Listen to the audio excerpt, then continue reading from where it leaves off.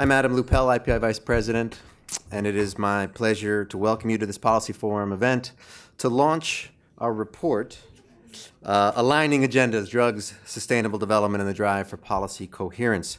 This report is the product of over a year of work by something we finally called the International Expert Group on Drug Policy Metrics, which was convened by IPI and the Conflict Prevention and Peace Forum, CPPF. Let me begin by thanking Renata Segura and Sabrina Stein of CPPF for their commitment to this project, their expertise on this topic, which I relied on, their creativity in finding solutions, and their collegiality in coordinating the group towards what I think is remarkably a coherent project. As the former editor of IPI, I used to always say that writing by committee is the absolutely worst thing that you can do. But in this case, it actually, I think it actually worked out. More than 10 people contributed to this report in one way or another, and I think actually it's all the better for it because of the variety of experience and expertise that went into it. On that note, other than the people on the stage here, one other member of the group who's in the audience today, Clea Noyev from the SSRC. I'd like to thank her as well for her contributions. Thank you, Clea. The project began in April 2016 on the margins of the UN General Assembly special session on the world drug problem. IPI and CPPF held a series of events preparing the ground for that session, and we thought it would be good to take advantage of the expertise gathered in New York at that time to brainstorm about next steps. It was at that meeting at IPI that we began to hear the strong demand for the development of a better system of measuring the impact of drug policy. And so the expert group on metrics was born. The group then met formally for a 2-day-long meeting at CPPF in Brooklyn in January of 2017, and then again at IPI's offices in Vienna in March 2017 on the margins of the 60th session of the UN Commission on Narcotic Drugs. Okay. So it was during these sessions that the decision was made to focus on the connection between drug policy and the Sustainable Development Goals. We felt there was a need to bridge the Vienna-based discussions on drugs and the New York-based discussions on the SDGs to further advance policy coherence between the two agendas and to help ensure that the two are not working at cross purposes. So let's talk about drugs.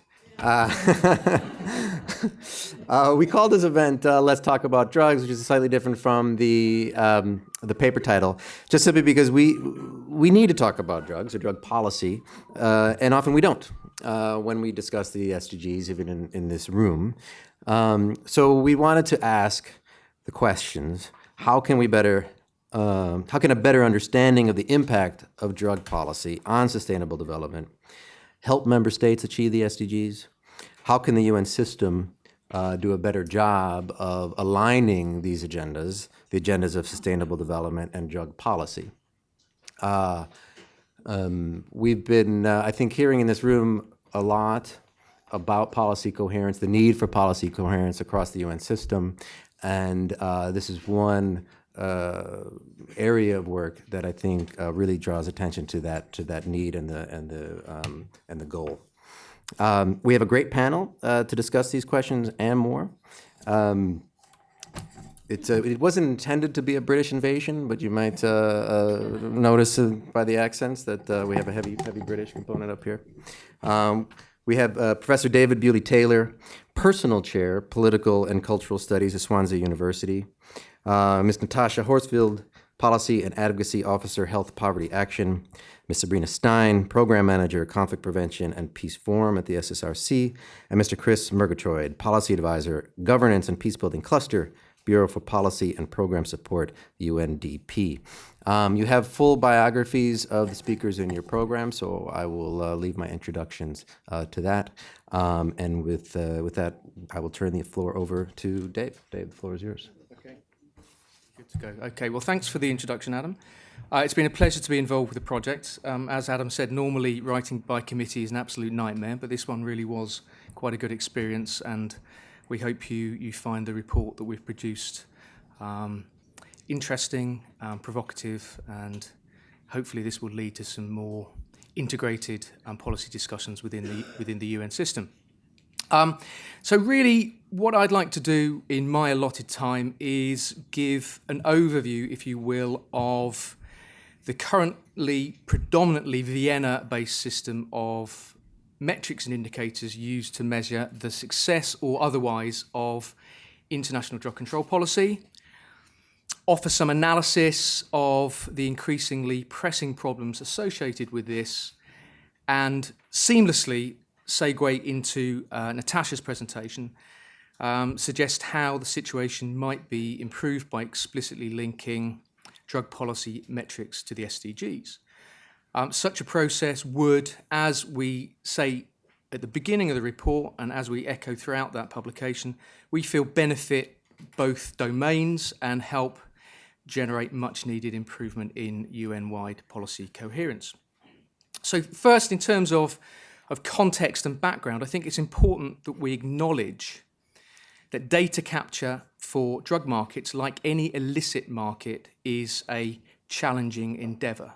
That the hidden nature of the drug market, particularly in terms of the demand side, so here we're talking about drug use, generates a high degree of uncertainty. And as such, the Vienna-based United Nations Office on Drugs and Crime, the UNODC, is quick to point out in its flagship publication, the World Drug Report that's published annually, as you know, they're quick to point out that there are serious limitations with data within this domain. It's also, I think, important to note that the quality of the report and the work of the UNODC has improved dramatically in many ways in recent years, including paradoxically in a growing admission of the high levels of uncertainty within this area. Now, that said, there are still issues, arguably fundamental issues, with the type of data collected and then how this is used to inform policy making. And I think it's plausible to suggest that this is the result of what we might want to call path dependency. And this is generated by the predominant focus of the UN drug control system, or if you prefer, UN drug control regime. Now, the international drug control regime is built around a suite of 3 UN conventions, and it's based on the premise that the best way to promote the health and welfare of humankind, and this is language in the preamble of the 1961 Single Convention on Narcotic Drugs, which is the bedrock of the current regime, the best way to achieve this goal is to reduce the scale and ultimately eliminate the illicit market.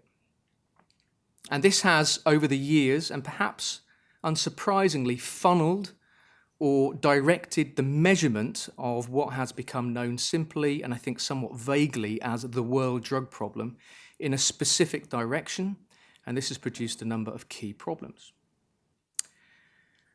So quickly, just to give an overview of what we decided these problems were in terms of this paper.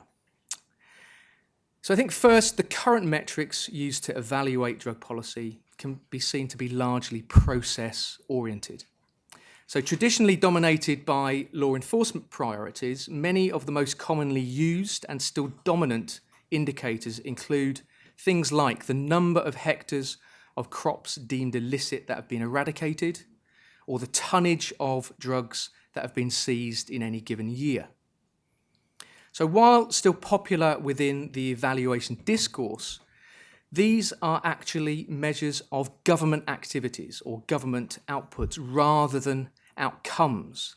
And as such, they don't really measure the effect on drug markets and communities affected by drug use and drug production.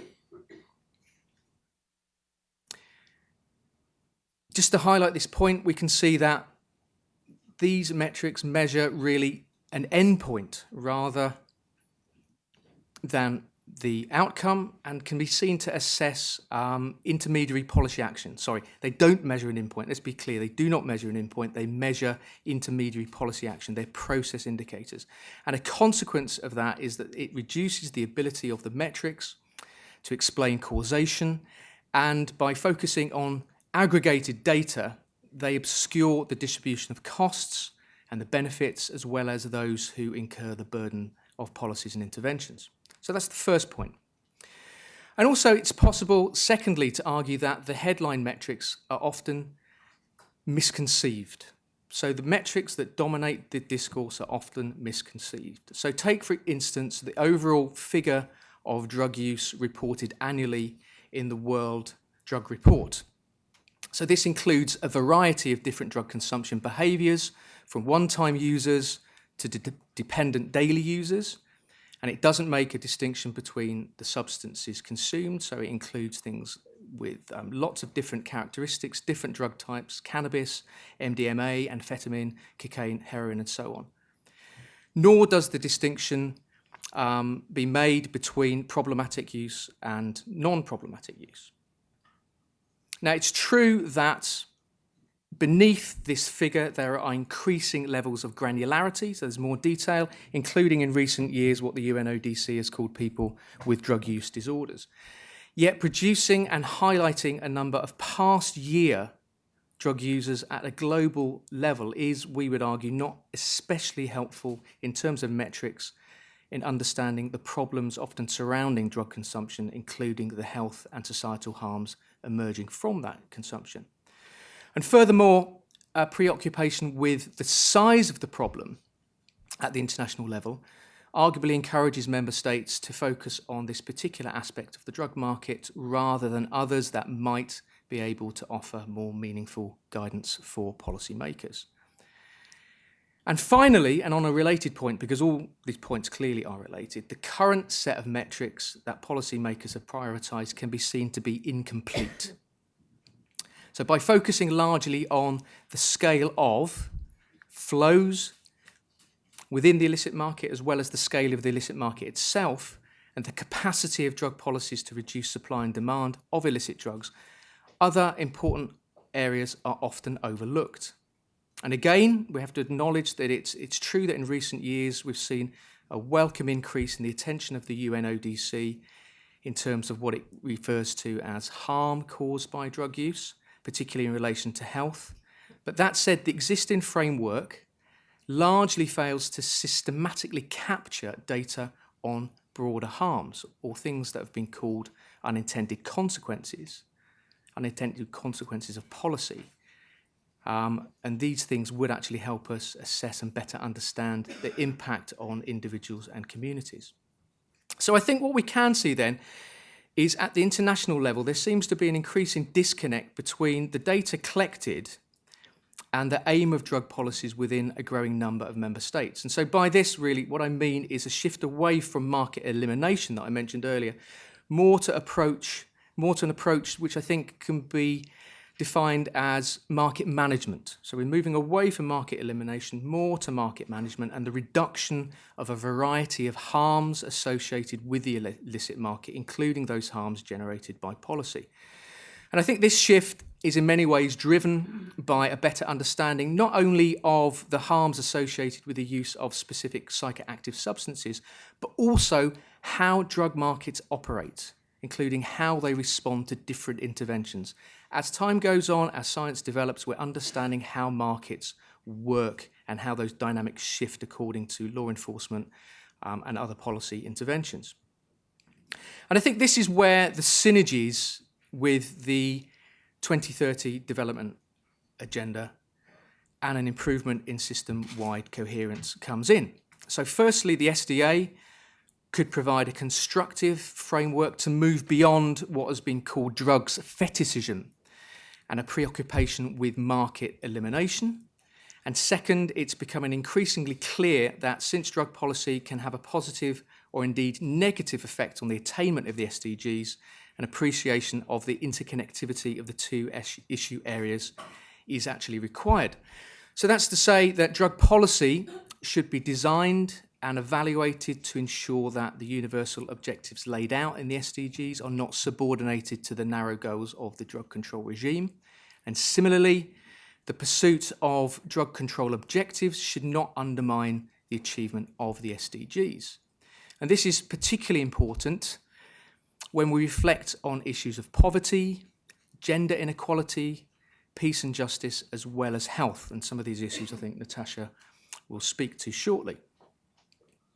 So as we say in the report, effective drug policy and sustainable development are both international priorities. They should work in tandem, therefore, and not at cross purposes. And as such, if current drug policies are found to increase poverty, to exacerbate gender inequality or undermine peace and justice, then they need to be re-examined. So it's therefore important that policymakers better understand the broad effects of current drug policy on a range of areas of critical concern. And this will in turn increase cross-cutting interest and the involvement of UN agencies not traditionally concerned with drug policy, including the UNDP, and thereby help facilitate policy coherence. Now, excuse me, while there's been a growing interest and urgency in these issues in the last few years, we are approaching a critical juncture. Now, why, I hear you cry? Well, 2019 is an important window of opportunity. There's two key events taking place next year.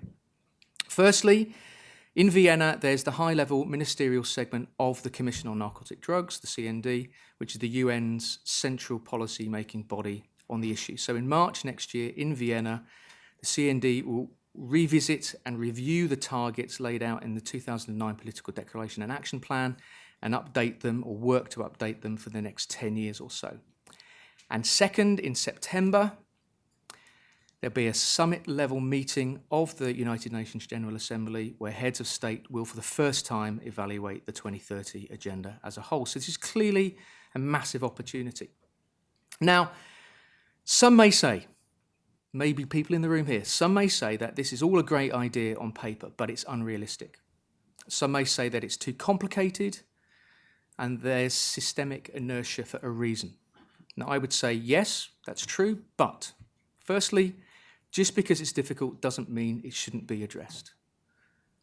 I think beyond that, complexity needs to be acknowledged and embraced. Now, last year, the Statistical Commission, celebrating their 70th anniversary, had a tagline, kind of a logo for their meeting, which was better data, better lives. Now, I think in the case of drug policy and the SDGs, we need to extend that to better and different data, better lives. And secondly, I think a point that we need to reflect on is that things are beginning to change in the UN system. Now, this is particularly the case in Geneva, and I just mentioned briefly what's going on in Geneva at the moment. Here, engagement with the twin issues of drugs and human rights is increasing, and both in terms of member states and the Office of the High Commission on Human Rights.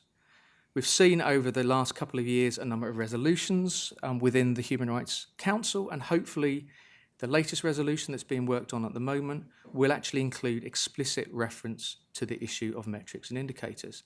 Now, in the absence of appropriate data capture mechanisms for drug policy and human rights within the existing framework, this is clearly a really important development, and it feeds directly into the SDGs and moves towards a system-wide approach, and in fact links very nicely to recommendation 4 within the report. And on this point, and I'm finishing now, I promise, I think it's worth recalling the words of Bente Angel-Hansen, Norway's ambassador to Austria and head of the Norwegian mission to the United Nations in Vienna.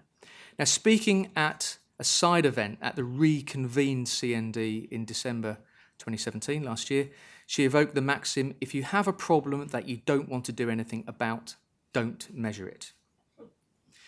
Now, although the ambassador was speaking specifically about drug statistics, I think the same, of course, applies to SDGs and how they intersect with drug policy.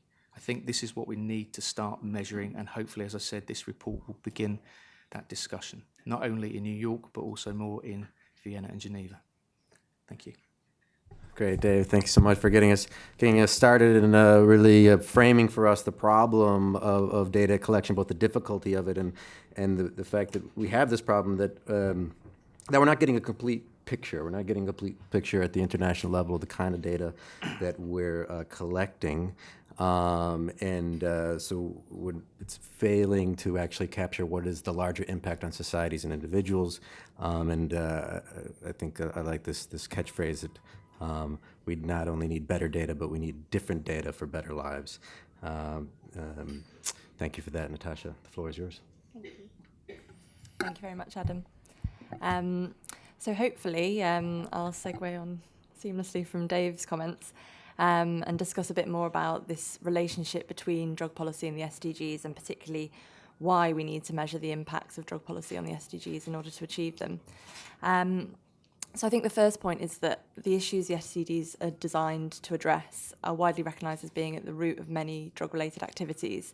And there is, in fact, clear evidence that a punitive approach to drug policy, which focuses on supply-side market elimination in particular, rather than addressing these determinants of engagement in the drugs trade or reducing associated harms, is actually undermining progress towards achieving the SDGs. And in particular, these policies have been harmful to specific vulnerable groups and also in certain territories that are not frequently benefited from traditional development interventions. So this has a particular impact for meeting the SDGs' integral commitment to leave no one behind. One of the main issues is that without metrics or data to specifically measure the impacts of drug policies and markets on achieving the SDGs, we can't fully evaluate the extent of these intersections or their impacts, whether positive or negative, for attaining the SDGs by 2030. So, as we argue in the paper, the SDG framework offers us an example and an opportunity in this regard. For those who are unfamiliar, the framework provides a comprehensive set of 244 indicators over 169 targets, which are to be disaggregated by income, sex, age, ethnicity, migratory status, disability, geographic location, and other relevant characteristics. So this sets a really strong example and can serve as a starting point for adapting and developing similarly ambitious drug metrics. As we argue in the paper, this indicator framework offers a dual opportunity. The first, in offering a means for governments to more effectively measure the impacts of drug policy and markets on affected communities and specific populations, as Dave mentioned. And second, as an opportunity for the SDG indicators to be tailored at a national level in order to measure the positive and negative impacts of drug policies and markets on the SDGs' achievement. In that regard, within the paper, we offer some examples of the kinds of indicators that could be explored, which I'll mention a few of in a moment. But just to say that these are supposed to be illustrative rather than a comprehensive list, and to inspire kind of thinking along the lines of how we can measure these better.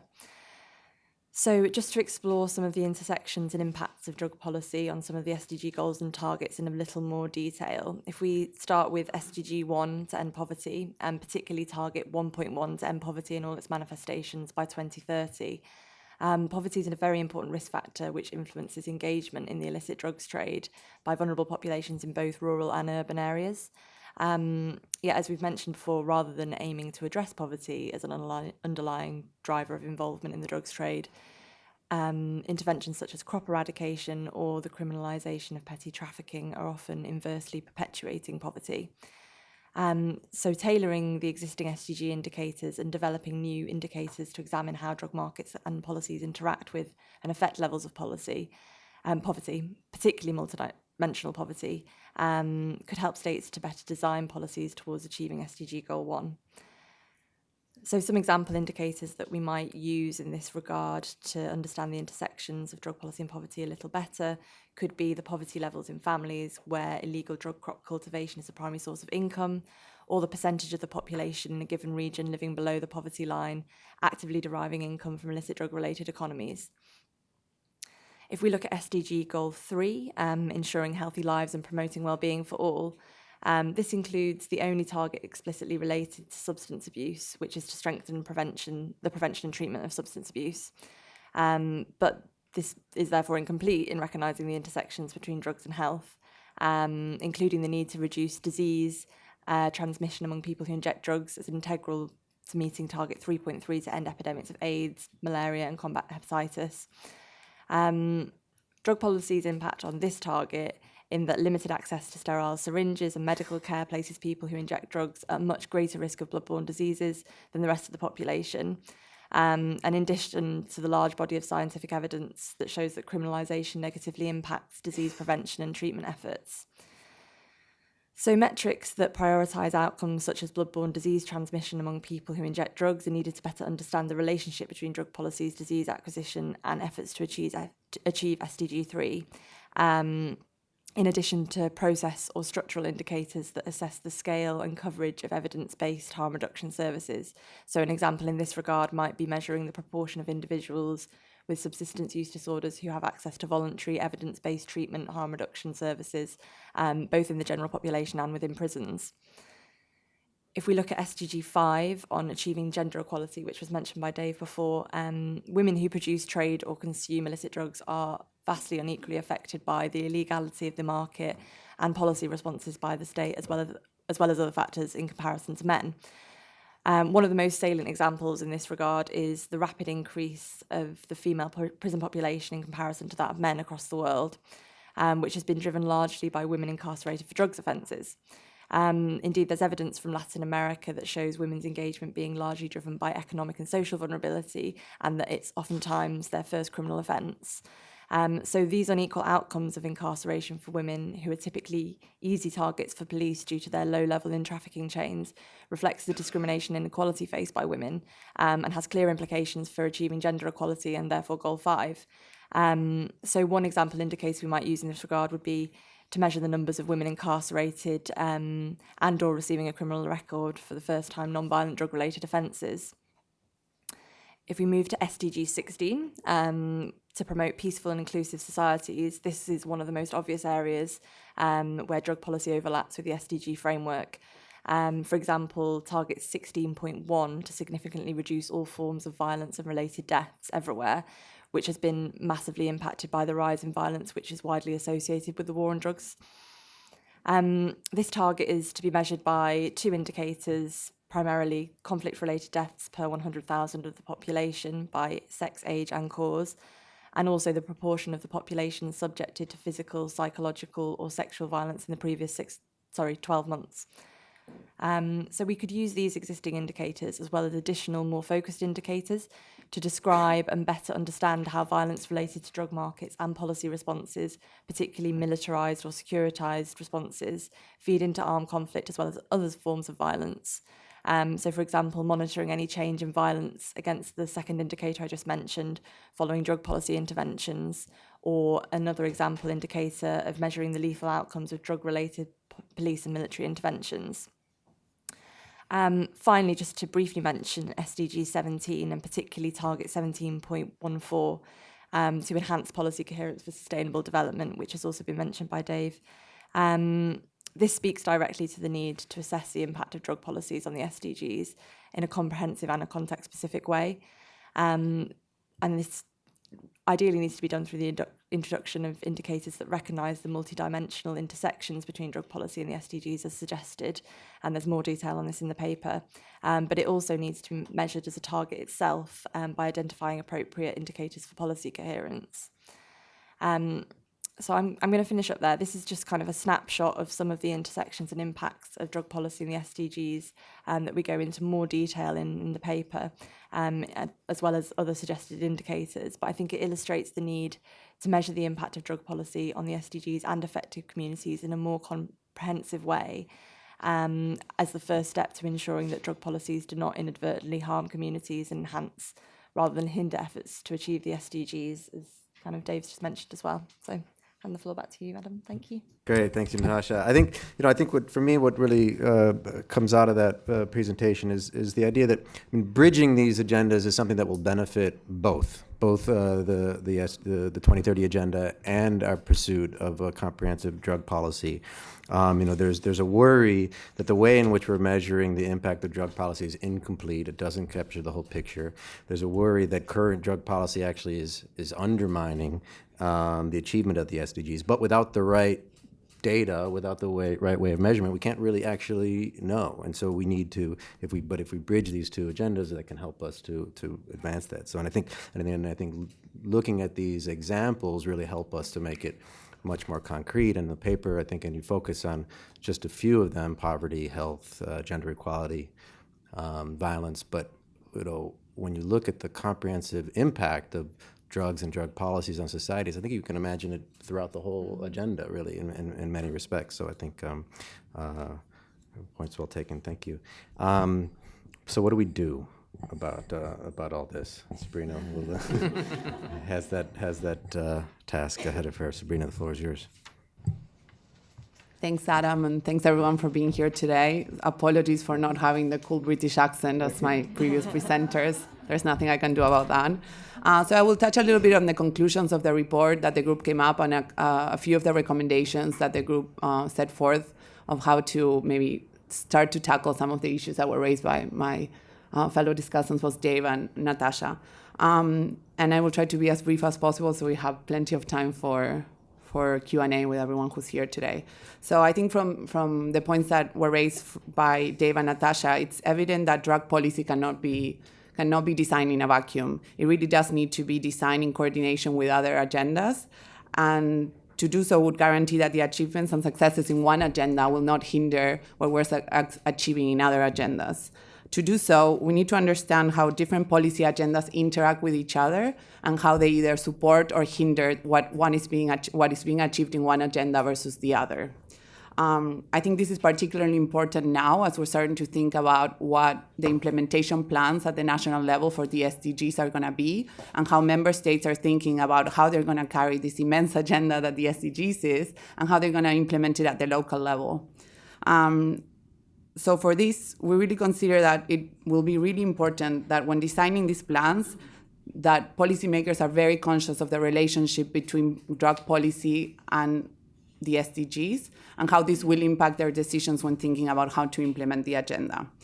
This is particularly important when we think about, as Natasha mentioned, that a lot of the root causes that lead people and vulnerable populations into illicit drug trade, for example, would be tackled if the SDGs are accomplished. So these agendas go, in essence, hand in hand, and not taking that into account when we're thinking about how we're going to implement these policies would just hinder our goal to really get to the 2030 and accomplish all of those goals that we set forth. So to effectively coordinate these agendas, policymakers will need to evaluate the impact of drug policies through better and different data. And that I know that's Dave's tagline. I'm not trying to steal it, but just highlighting it. So to really capture the impact of the drug policies requires assessing their outcomes, not just activities and outputs. Again, I'm quoting Dave here. And to do that, it will help us identify, hopefully, what blind spots are there that we weren't really thinking about, and hopefully avoid them. And in doing so, we'll be able to design policies that are context-specific rather than one-size-fits-all. So member states should consider how the targets and indicators that were developed and are being developed for the 20 agenda can really help us think about what the impact of drug policy is and how we can bring those two agendas together. The development of the SDGs agendas and these huge frameworks of indicators, which Natasha mentioned, is also an opportunity that we can use to learn in the drug policy debates and agendas of how we can develop a really robust indicator framework that could really help us assess not just the activities and outputs, but also the outcomes and the broad impact of these policies. So the group came up with 6 very concrete recommendations that I'm just going to mention, and you can read all of them in the paper, that we think could help at least begin to tackle some of the issues that were raised throughout the discussion today and on the paper. So I'll just go through the recommendations really quickly. The first of these recommendations is to develop a framework for policy coherence. We've been hearing today and on many other discussions that are not necessarily related to drug policy, the importance of policy coherence across the UN system. When it comes to the SDGs and drug policy, if these two policies and agendas are not coherent, then we will not reach the SDGs by 2030. So one of the recommendations from the group is that the Office of the DSG should consider establishing a process for developing adequate indicators for target 17.14, which is to enhance policy coherence for sustainable development. With support of UNODC and other agencies, a similar process could also take place with regards to policy coherence within the drug policy agendas and the SDGs. And this recommendation is inspired by the OECD's framework for policy coherence for sustainable development, which could be a model that we could follow when thinking about policy coherence in these agendas. The second recommendation is to create an external advisory committee. The group thought that it would be helpful for the UN system to monitor the effects of drug policies on the SDGs and their progress through bringing together a group of experts that work on drug policy and SDGs so that they can identify what the interactions between these are and really speak to the progress that were being made and how these agendas are working with or against each other. The committee could also work with governments and policymaking at the national level to see how in the different individual cases these interactions are taking place and what is the result when we're thinking about the goals that we need to reach by 2030. A third recommendation from the group was to add SDG indicators related to drug policy. So in the last quarter of this year, the interagency and expert group on SDGs will initiate a comprehensive review that will be presented to the UN Statistical Commission in 2020. The idea of the review is to take into consideration the current indicators that we have for the SDGs and, quote, add, delete, refine, or adjust if, among other reasons, we find that the indicators that we have to reach each of the targets does not cover all of the aspects of the target, or if the existing indicators are not effectively measuring the process. So the idea would be to consider some of the issues related to drug policy and how those interact with regards to the indicators, and if possible, introduce indicators into the SDG framework that would capture the impact of drug policy on the SDGs. The fourth recommendation is to establish a mechanism to gather data on the effects of drug policies.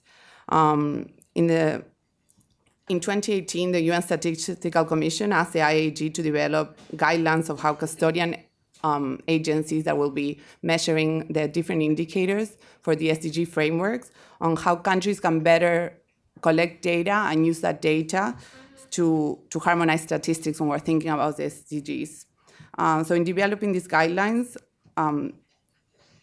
the group found that agencies, including UNODC, should consider how these mechanisms of collecting data could help us better understand drug policies and their impact beyond outputs and activities. The fifth recommendation is to use the SDG indicators and framework for improving how drug policy is measured and assessed. So we have this amazing experience of how the SDG framework came to be. How can we tap onto that experience and all of the efforts that have gone into this in the international community to really use that model into how we can develop better measuring frameworks for the SDGs. And finally, which Dave mentioned during his presentation, the sixth recommendation is to prioritize outcome-oriented metrics. So when evaluating the impact of drug policies, we should broaden the focus of what we're measuring so that we really can see what the broad impact of these policies are beyond the obvious. And to do this, member states should take advantage of the processes of developing so many indicators and data that we will be collecting for the SDGs so that they can support how we understand the impact of drug policy. So these are just a few recommendations from all of the writers in the group of how we can begin to tackle or at least think constructively on how to address the issue of policy coherence between the drug policy agenda and the SDGs. Thank you. Great, Sabrina. Thank you so much for reviewing these concrete recommendations. I think the key that is coming out in all the presentations is the view that if drug policy and the 2030 agenda are not aligned, the SDGs are really at risk of not being achieved. And as you point out, I think it's particularly important now as implementations. At the national level, implementation plans at the national level are being constructed. This is important to kind of insert these concerns into the designs of these plans, context-specific and focused on outcomes, on the impact because this impacts real people's lives. Great. So we'll turn now to Chris, who was our discussant from UNDP. Chris, the floor is yours. Thank you very much, Adam, and for the opportunity to join the panel this afternoon. It's very good always to be at IPI. Those of you that I've met here previously will have seen me wearing an SDG 16 hat, and I didn't realise I had a drug policy hat, but I know that I do now. It's been fascinating listening to the contributions and the way in which the report, I think, draws on a wealth of material over the years, and I think the way that Dave and Natasha and Serena introduced it, the work that the Commission on Narcotic Drugs started to do to build this space, which is now being picked up, I think, in the report to identify areas where that can be built. The annex, I think, on the discussion of alternative development and the way that that can be taken forward, I think is particularly helpful. But I want to say two things very briefly, because I know time is short, Adam, and we want time for question and answer.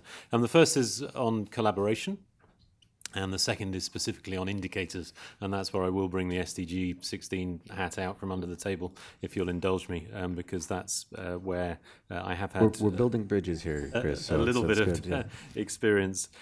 So on collaboration, I think the way in which the SDGs and the bringing together of so many different policy areas into the SDGs emphasize the need to move beyond business as usual is critical. The fact that you have, as Natasha says, 169 targets, and that it's not just MDGs plus, there are networks of interlinkages. 169 by 169 is something over 28,000, I think. So, even within the agenda, there are links between policy agendas that you need to make, recognize, nurture, and build. But then when you start looking beyond to some of the issues that we're discussing today, that scope for bringing people together in new ways is immense. UNDP, you won't be surprised to hear, has been very pleased to be part of discussions already in this space. The report very helpfully references and footnotes.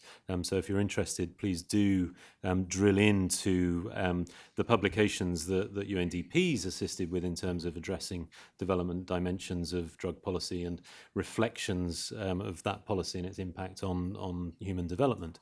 Because that, I think, emphasizes the way in which the UN system, UNDP working with UNODC as the lead on drug control policy, with WHO, with others across a range of different disciplines, are already starting to come together.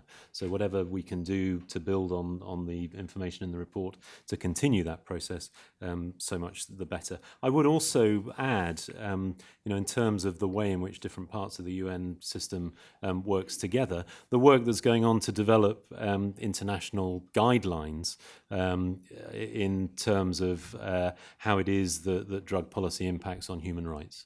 And that's work that UNDP is very proud to partner with the University of Essex, Canadian HIV/AIDS Legal Network, and Harm Reduction International, again, with support from member states, Colombia, Germany, Switzerland. So as an example of how the system comes together and the sort of work that's already underway, I think it's useful to bear in mind. So with that on collaboration and the scope for interlinkages, I wanted to turn briefly before finishing to the question of indicators. And again, Natasha indicated, no pun intended, the 244, depending on how you read them, some of them are duplicated. So we always talk about 231, 232.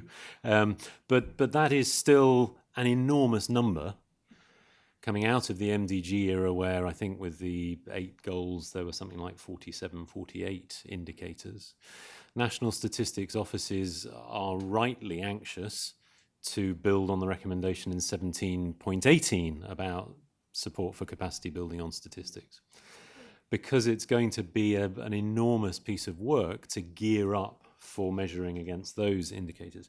And at the same time as saying that's an enormous number of indicators, it's clearly still just a very thin slice of the work that countries themselves, member states, will want to do to assess the impact of what's actually going on to deliver the targets. So take, for an example, 16.3 on rule of law and access to justice, where the 2 indicators relate to rates of detention. and to victimization. Again, really helpful to see the report reference those things specifically. But of course, that takes one angle of what it is that member states will be interested to measure in relation to access to civil justice, for example. So how do we recognize that simultaneously there are lots of indicators and not enough indicators? It's a real dilemma. Part of the answer to that, again, and it's fantastic to see the reference and the footnote link is there in the report to work that UNDP did with other partners, again with German government support, on a virtual network for indicators for SDG 16. Emphasizing this need for complementary and supplementary indicators. The indicators in the global indicator set will take you so far, but what do you need, almost below the surface at the national level to help you get to those global indicators? So it will be very good to stay in touch, to build on those recommendations in the report, to think through particularly this process of comprehensive review, whereas, again, Natasha says the IAEG will start a consultation in the April meeting in Vienna on the 37 proposals against 33 targets already for additional indicators, and what we can learn from that then for the comprehensive review over the subsequent 18 months to see what scope there is to add to 230 plus, and also to work at the national level on some of the priorities that you've identified behind that global level. I'll pause there, Adam, if that's okay, and hand back. Great. Thank you very much to give us that view and the complimentary presentation. I think I really appreciate the emphasis on the need to move beyond business as usual, and that we see the scope for bringing people together really, truly is immense. You mentioned one thing that we've been focusing on development, but of course the agenda. Aligning this agenda also with the human rights agenda is really, really important. It was something that came up a lot in our discussions. And the point about indicators is humbling. I mean, this is a big challenge that there is in some way too many indicators and yet not enough. And how do we address that? And also do it in a way that recognizes that this is sort of putting a task on the table that really will need capacity building and support from the international community and others. One thing that just a note plug on the report is that you mentioned the annex on alternative development. There's also an annex in the paper on what makes an optimal indicator, which I found very helpful and interesting if you're a data geek kind of thing. Great. We have a good amount of time for a Q&A. And so the floor is open. Don't be shy. Yes, sir, in the third row here. There's a microphone coming to you, yeah. James Carley, formerly Drug Policy Alliance. I'm curious about what kind of nationally, contextually relevant metrics are going to recognize directly the impact of prohibition on development outcomes, prohibition itself as a core issue. Thank you.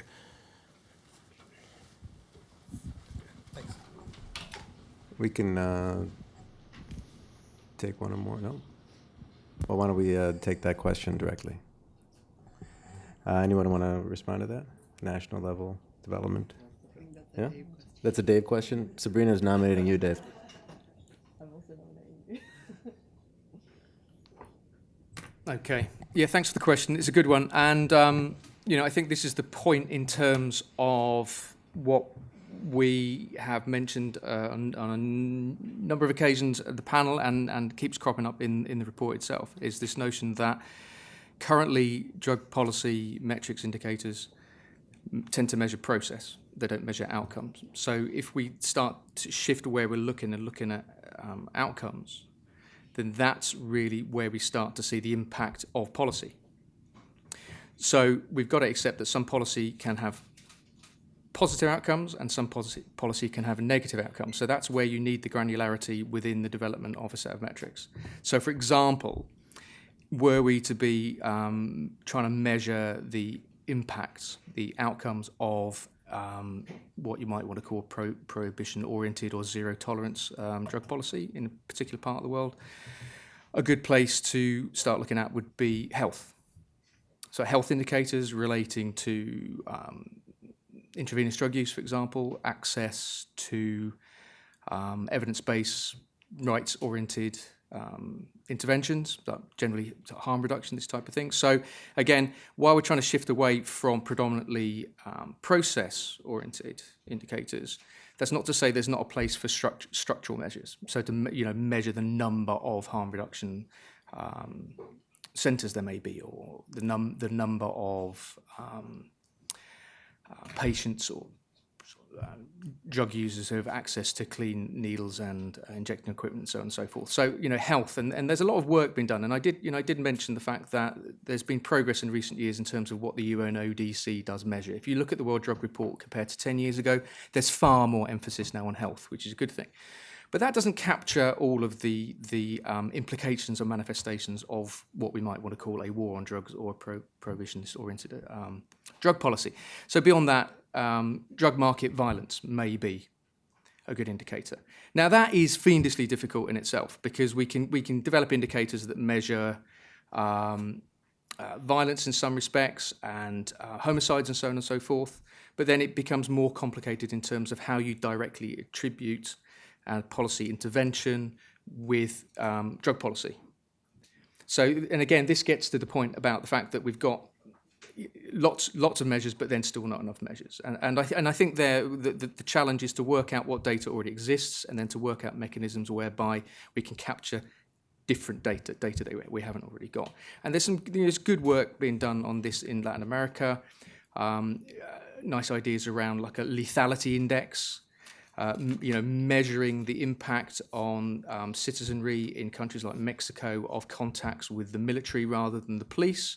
The idea being that the military aren't designed, they're not trained to deal with this type of thing. And so generally, if you have contact with the military, you tend to get shot and die, whereas if there's contact with the police, there's more likelihood that you're going to be arrested. Now, obviously, there's problems there, but there's different sort of levels of granularity and nuance that need to be developed. But I think these sorts of areas we can work on further to develop appropriate metrics, and then again, they do, of course, link at various points with different SDGs. Great, thanks. Anyone else have a question? I have a question. Claire, yeah. Claire, please. Thank you. Well, I worked on the paper, so my question is for the person who didn't. Recognizing the difficulty that it was to get to this point with the indicators and bringing forth your experience with the UN system and being realistic here, what do you see to be the challenge to recognize that a blind spot such as drug policy is not properly represented in them? So how do you see this discussion moving in a realistic way within the UN system? Great, thanks. I might add one question on the table too. Oh, well, actually, I'll go to Laura first. Here in the first, yes. Hi, thank you. My question is a little bit cheeky, really. If the SG was in this room and he were to hear and agree with everything you said, what would be your top 3 pieces of advice for him and what he can do in the next 2 years? Great question. I'm going to hold off on my question so we can... is it a 2-finger? Yeah, okay, Renata, please. Chris, so we're piling on you. Sorry. But I think the following up very closely to what Clea asked, and this is something that we were having a conversation earlier, you and I sort of would like to invite the people in the room to reflect on this, is, the great disconnect that there is between the SDG conversation happening in New York and the drug conversation happening in Vienna, which is only made deeper by the silos in which the UN works. And people feel like, oh, I know about drugs, but I don't know about SDGs, or I know about one or the other. How would you recommend us, who wrote the report and really are trying to bring these people together, and in particular member states that feel that these might be outside, member states in New York, where they feel that this is not sort of in their day-to-day questions, but we feel they are. So give us some recommendation of how we move forward with this report in a way that really reaches the audience that we're trying to affect, which is the people that are not thinking about how these two things are essentially connected. Great, thanks. Chris, could you respond? Yes, I'll answer Claire's question first, if I may, while I think about Renata's, which is... Yeah, it will take some answering, and probably not just for today. Claire, on your question, I think there will be a need to understand the processes of the IAEG, particularly a member state body, to which a number of UN system entities and civil society and other actors contribute. We don't yet know what the process for comprehensive review is going to look like. And we're still waiting, in fact, for the terms of the consultative process on the current bids for additional indicators. But I think we're already seeing that the number of indicators on that list is comparatively small. That I think a process following on from the report of thinking through where, if there are 4 or 5 suggested indicators in relation to different goals at the moment, is there one that might be promoted as a priority? How to think through whether there's already a methodology behind the indicator that maybe floats to the top of that pile, whether then there is a link from the way that the methodology works at the moment to actors in the UN system who can assist with thinking through how that might then be captured and measured. I mean, this, I suppose it's a little bit clunky, but it maybe links to Renata's question. The indicators at the moment each have a custodian agency. Where that custodian role is not already part of an agency's mandate, it's very difficult for them to scale up, to do that capacity building, to generate the resources, to capture year on year and filter and feed that up as a conduit to the statistics division on behalf of the UN Statistical Commission. So there's a number of steps, and maybe that offline, if it's helpful, we can convene a small group to just think through how that might work. On the broader question of bringing people together, even within SDG 16, and it's a back of the envelope thing, but on the 10 main targets, our team assesses that there's at least 29 different concepts. Whether you're breaking open the capture of assets as part of targeting illicit flows, those are things that there are experts in different parts of the system that are working on already. So if you accept that the 169 is just an entry point, there's an awful lot of other issues like the one that you've touched on, where different agencies have a responsibility. And if we take seriously that requirement to go beyond business as usual, then it's a question, I think, of convening those conversations in a way that builds on the strengths that different agencies can bring in, and I hinted at some of those where there are already really good connections, and using that, I think, as a lever for a deeper conversation.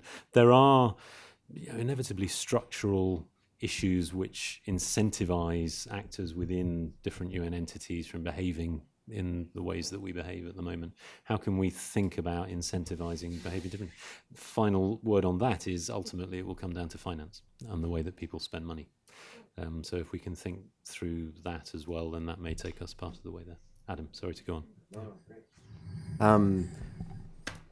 What 3 things should the SG say on this issue?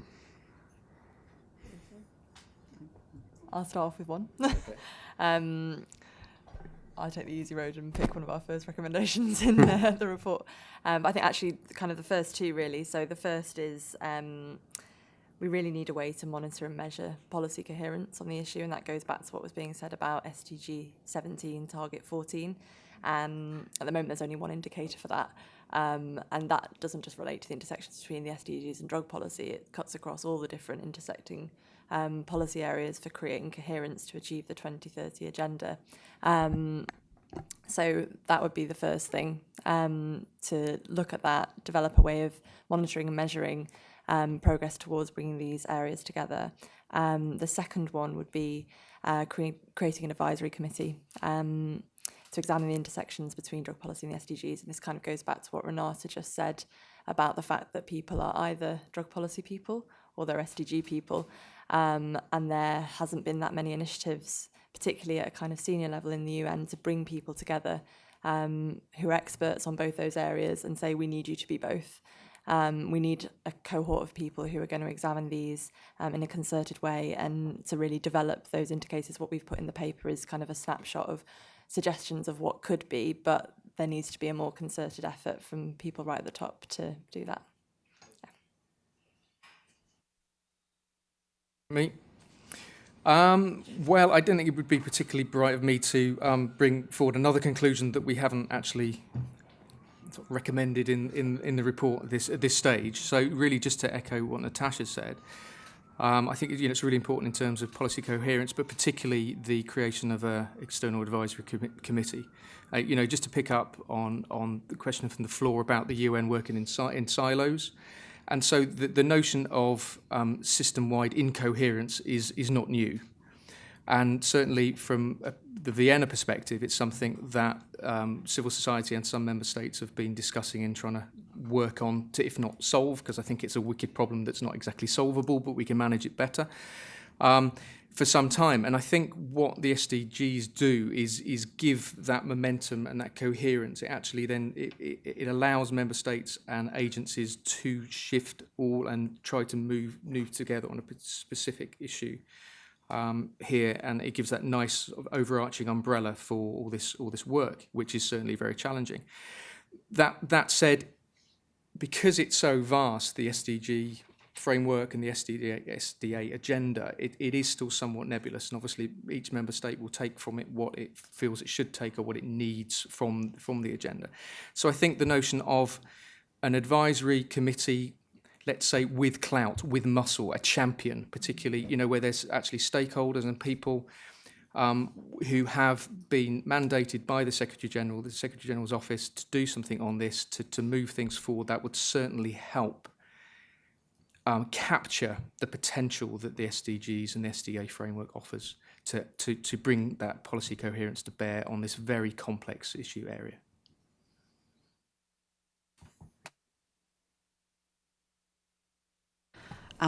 So I'm going to go a little bit rogue. So this is another report. I'm just... Okay, club's off. So we'll come back to Dave. But I think thinking about how we measure things and how we assess the impact of drug policy on our broader policy goals, I think something that the SG can bring to the table is really his personal experience on his work when he was Prime Minister of Portugal. I think the change in policy approach in Portugal required that when we're rethinking how we see the problem, we're also rethinking how we're measuring it. So with regards to metrics, there's going to be a lot of experience of how we change how we approach the problem. So we had to design very new ways of how we're going to measure the problem.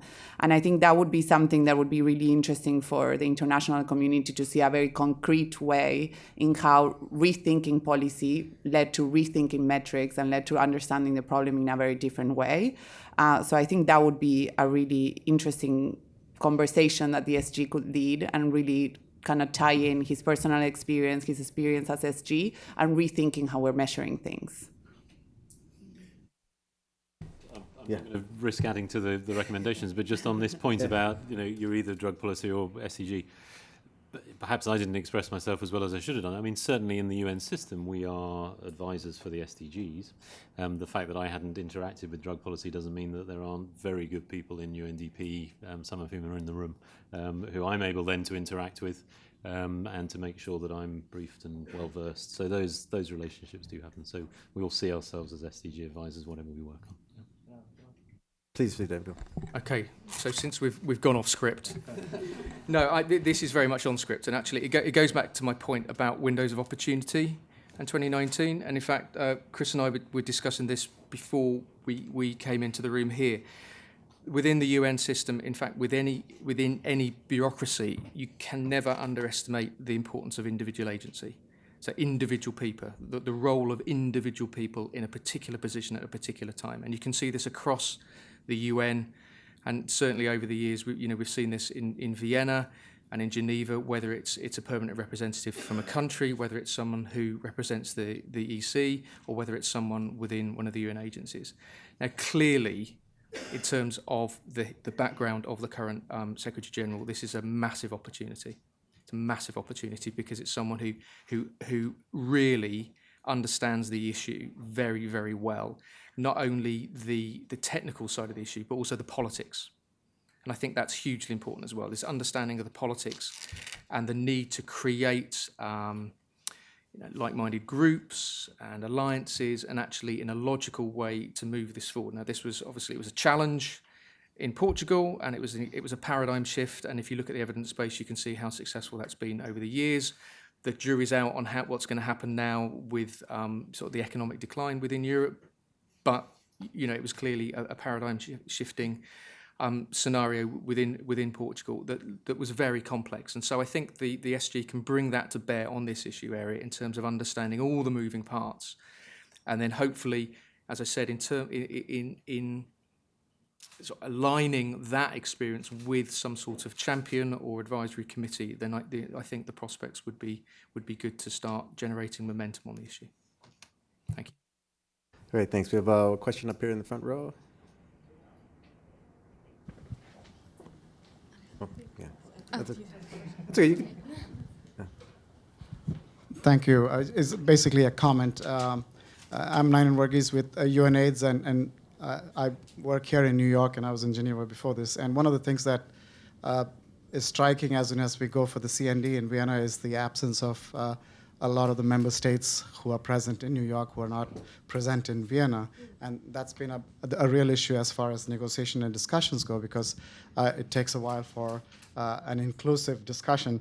And yesterday we had a meeting with a regional group here, and one of the things that we discussed was also how to make the 2019 ministerial segment more inclusive, and how we could perhaps use a video link perhaps to connect New York and Vienna as we enter these discussions. And also, we discussed this with our civil society partners as well, and how can we push this forward to UNODC, our partner. UNAIDS, as you know, is a co-sponsored program, and we bring coherence across the UN system on HIV-related stuff, of course. And for us, it's imperative that we work together, not only with UN agencies, but also with member states. And one of the ways we can do that is to ensure that New York, Geneva, and Vienna are on the same page. Otherwise, just to bring that coherence between SDG and the drug policy, we've made that divide. We've come across that divide many times, but at the same time, this is a recommendation that we're making along with civil society organizations to ensure a better coherent approach to the whole intersessionals that we have in Vienna and New York. Thanks. Great, thanks. And I would just, maybe reframe that in some sense as a question for the panel. Is that how can we do this? How can we better bridge not just the policy agendas of drug policy and sustainable development, but actually the member state discussions that are happening in Vienna, New York, and Geneva? It's a very important, critical question for so many issues. And then we have in the third row here one more question, I think. Hi, Prachi Vyas from CPPF. So one of the most serious consequences of the war on drugs has been the resulting violence from trying to end the illicit drug market. So my question is, do you think we can reach Goal 16 without a serious and a deep rethinking of our approach to drug policy? Great, thanks. I think so. We'll, one more question here. Yeah, great. Hello, my name is Mel. I'm from the World Youth Alliance, and I also come from the Philippines.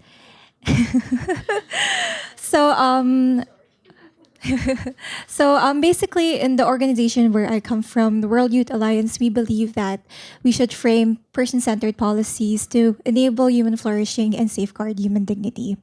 So I have actually two questions that isn't directed to anyone, so anyone would be willing to jump in can. So first is, in framing the recommendations that you had for the report, did you consider any countries that acted as case studies that inspire these recommendations? And second is, what can a country like the Philippines emulate in pursuing the practices that can assist data quality data work despite the ongoing friction in their own country? Thank you. Great, thanks. I think we'll come back to the panel for answers and also any final remarks. So if there's any more questions, I'm going to close the list. No, okay. So we'll come back to the panel for response to the questions and also any final remarks. And I think we'll go in reverse order if that's okay. Chris, you said that you're a Goal 16 man, so there's a Goal 16 question on the table, and then we have questions about bridging New York and Vienna and Geneva. Yeah, and of course. the Philippines. Thank you. Yeah, thank you very much for the question on SDG 16 specifically. Of course, the drivers of violence must be addressed if you're going to hit 16.1, and if you're going to generate more peaceful, just and inclusive societies more generally. So, in the way that I was describing, if you take the 10 and make it 29 and then go beyond the 29, there are so many elements that need to feature in that space. And as I say, if I'm not an expert on one of those, then rest assured there will be somebody in the UN system who is going to be bringing that into that conversation. And we just need to do more of this process of collaborating and bringing things together. But yeah, very definitely there's many elements of reaching SDG 16. And I think we've touched on something really important today. I won't try and answer the questions about the report because I think my colleagues on the panel are much better to answer that. So forgive me for not addressing that one. But thank you again for the opportunity, Adam, and a great initiative to bring people together to discuss in this way. Thank you. Sabrina? Thank you. So on SDG 16, I think just like Chris said just now, particularly in certain regions where we see that current drug policies and the way the war on drugs was carried out has given way to extreme rises in violence. We see that in Central America. We've seen that in certain parts of Latin America. I think if we don't rethink how we're going to approach these issues, the violence is going to keep perpetuating, and it's just going to be a recycling of different violence. So SDG 16 will be at key. I think not only just thinking about violence, but other aspects of SDG 16 with regards to rule of law, access to justice, institutions that can answer to the needs of the citizens. All of these are all very much interconnected with how illicit drug markets and illicit drug trafficking organizations kind of infiltrate the states, and we can see that from many cases in the region. I think with regards to what Ninan brought up, I think that's something for us that the first time I went to CND was maybe 2 years ago, and it was like a completely different world. And even coming back from CND and having conversations in New York in the wake of UNGAS, and people not even knowing that the UNGAS was taking place. So there really needs to be a rethinking of how these processes that are really important happening across the system beyond the UNGAS and on drug policy. But 2015 and 2016, we saw so many processes in New York, and that disconnection with other agendas just keeps perpetuating this lack of policy coherence.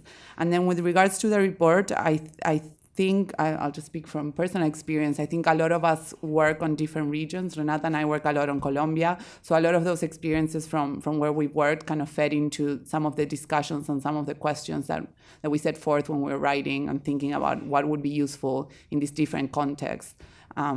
So, yeah. Yeah, thank you.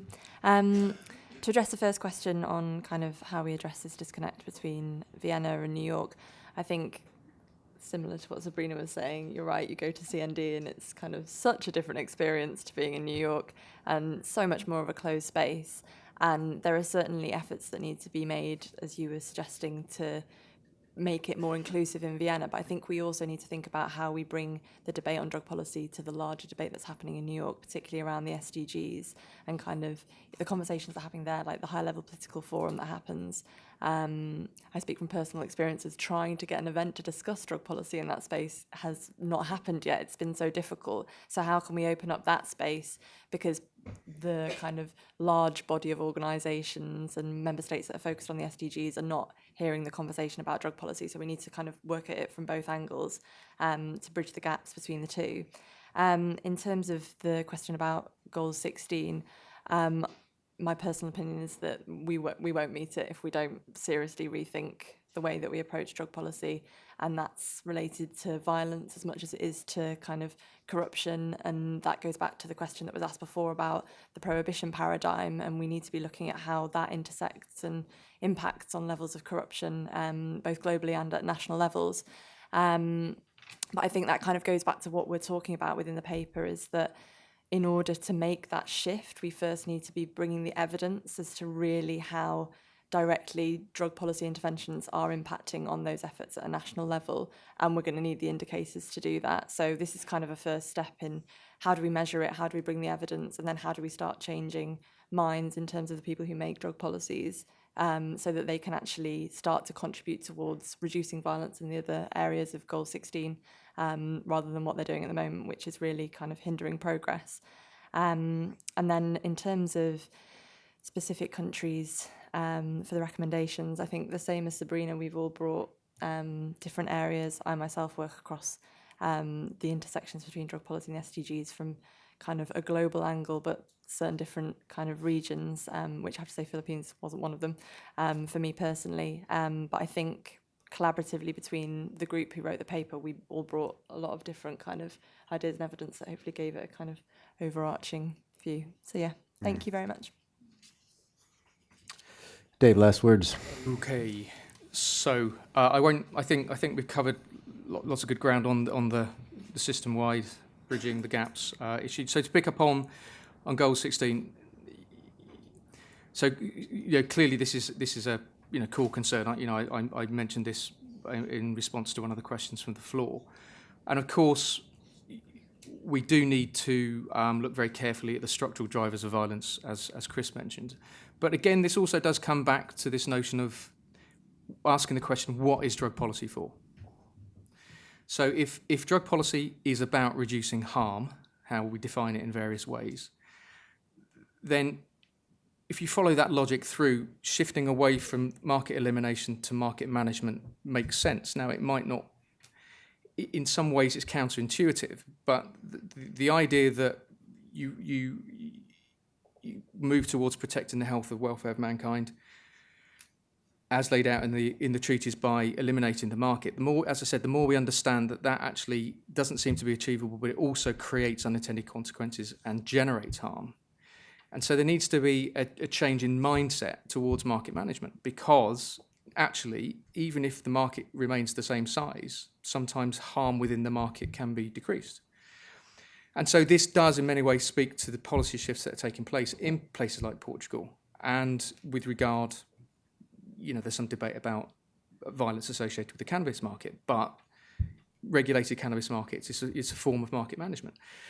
So I think then, if you're not moving all the way to a regulated market for a substance like cannabis, the question is, how tolerant is an administration of drug markets in terms of the levels of violence within those markets? And there's various research being conducted in recent years that suggests that actually stable drug markets, they exist, but they're not that violent. Actually, the violence comes from state intervention, particularly in places like Mexico and its military intervention. So there needs to be, again, I used the term earlier, but a paradigm shift in terms of how we think about drug markets, how they operate, and therefore how we measure them, because it does come back to this notion of what we measure. Because if you're measuring the scale of the market and you've still got a very big market, you're failing there, but you're also failing in terms of levels of violence. But then if actually your key measures are harms and levels of violence, and the scale remains the same, but the levels of harm and violence reduce, then you're scoring well on that indicator. So it's how all these different indicators fit together, and that fits in, I think, a broader kind of philosophical approach to drug policy and what drug policy is about. Thank you. Great, thanks. I mean, I think that there's a sort of there's the rub in some way. That's a good point to conclude on. I mean, you started your presentation. We started this with pointing to 2009, and the goal was elimination. And now there's a lot of debate about harm reduction, and that would mean a move from market elimination to market management. And I think that's really where we are. And I think just on the case studies in member states, I think what we see is there's a great divergence among member states on this, and that's the challenge. But I think if anything, what I take from this is, in some sense, to quote our non-expert group member, is that we have to move beyond business as usual. And business as usual has, for too often, been thinking about these things separately. And we need, for the benefit of both agendas, think about them together. And if we do so, it'll be a better future for all. So thank you very much for coming, and thank you to our panelists.